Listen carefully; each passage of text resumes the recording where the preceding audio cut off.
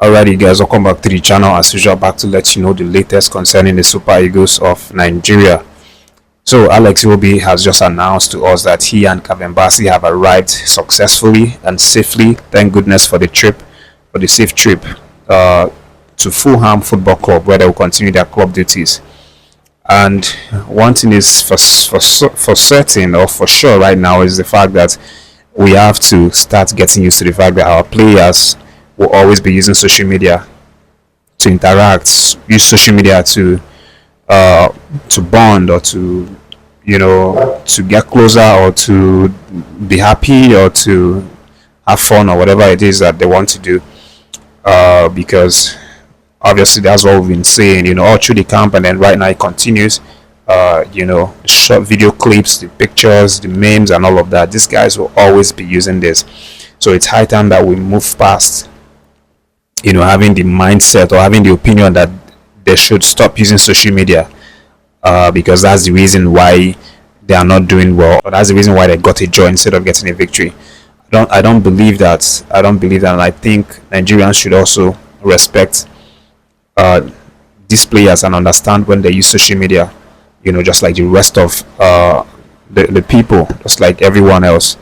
But where the issue will come is when you're supposed to be walking in the training pitch, or when you're supposed to be working with your coach, your trainer, or your instructor, and then you're doing social media. That will now be the issue. And for our players, I don't think we had any issue in camp. No issue. Everybody was really obedient. They followed the instruction, planned really well. Just that we didn't get the result as much as we wanted. But with that being said, we have a lot of a lot of our players who have started now to show that they've arrived. Baba Daniel Mustafa is also one of these players who has now returned back to his Naijafoottv, and the club have posted it officially on their social media that Papa Daniel has now returned, and they even mentioned that he is in line to make an appearance this weekend for Naijafoottv in their MPFL game. And of course, a proud moment for the club, because it's not easy for one of their local players to be picked to represent the Super Eagles of Nigeria. So obviously it was a very, very big moment for them. That's why they had to post it. But for Baba Daniel himself, it's going to be something that gives him more boost, more confidence to keep on performing, because Chelle said that they are players for the future, and that is going to work with them going forward.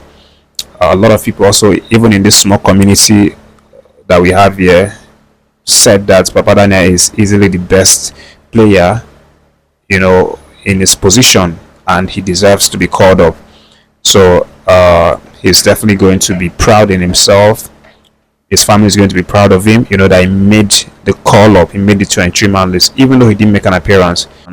So it's just a matter of time. If he continues, definitely when he gets called up in the future, he will surely make that appearance. But I just also wanted to react to something here that happened after the Nigeria-Zimbabwe game, which ended 1-1. And then after the game,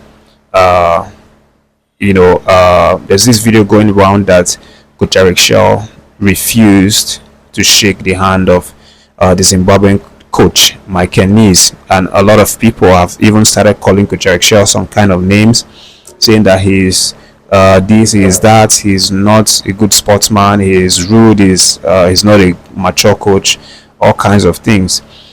And these people who are calling all these names, are doing all these accusations, they didn't really know, or they failed to try to know what really happened, before that incident. And even after the incident, this Coach Chelle eventually, shake the hand or something else. So I'm going to post the video at the end to show, the first video clip when Coach Chelle didn't shake his hand, and then I'll post the follow-up video when Coach Chelle decided to go make peace with him and shook his hand, and then had some conversation, telling Michael Nies about his attitude, and why they didn't really understand themselves during that period.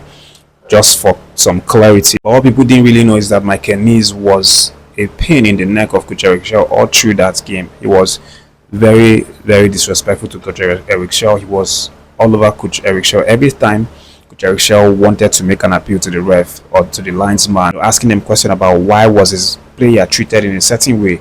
For example, when Osimhen was fouled in the penalty box, that was a close call. It could have been a penalty. Some referees will give that a penalty, but they didn't. So in those kinds of situations, Chelle was asking the question, but every time he does something like that, this man, Mike Ennis, would counter his claim, counter his appeal, always get in his face, trying to make him angry and things like that. So it was a really heated moment between these two coaches, and Mike Ennis was, to be honest, he was out to just annoy Coach Eric Chelle. The game apart, he was out to annoy Coach Eric Chelle. And after the game, that was when he came out to say some things that I found very, very disrespectful about Nigeria and about the team itself. He even said something that Riamchis Akon didn't say. But quickly, let me just read out the things that he said in his post-match conference. So after the match, Mike Ennis came out and said, "We know when things don't go 100% Nigeria's way, they get frustrated, they start to panic. I remember your captain said we should forget about getting the results here." Akon never said anything like that. Let me just point that out. And then he continued, "Like I said, the World Cup qualification is over when it's over. And if it is over for us, then it is over for Nigeria, because how many points do Nigeria have? You are not first or second. You see, that's a direct dig, a direct attack on Nigeria." And then he continued, "Nigeria came into the game full of confidence after the win against Rwanda, and we know the longer the game goes, the slower they will get. And it was exactly the way it is.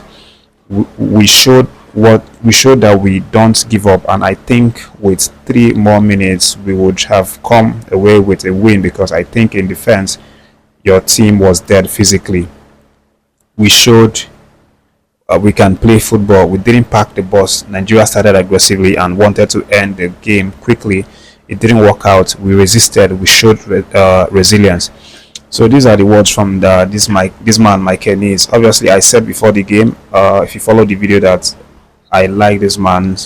I like the man because he's honest. He's this.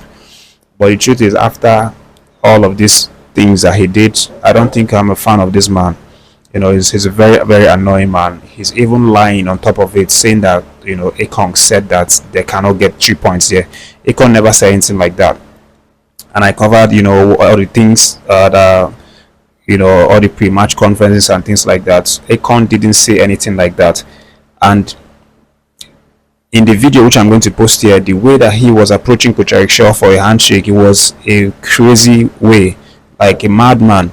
Normal person don't come at you trying to shake you that way. It was way too disrespectful. So I think Coach Eric Chelle would have been justified in himself to ignore that kind of handshake. It's not a proper way to shake someone. But again, Coach Eric Chelle showed class when he went later to meet the man in a very calm way and explained things to him, how disrespectful he was being to the country and also to himself being the coach. And then he was still acting up. But the video, I'm going to post it here, and then you can see for yourself and then judge who actually was more mature during that game.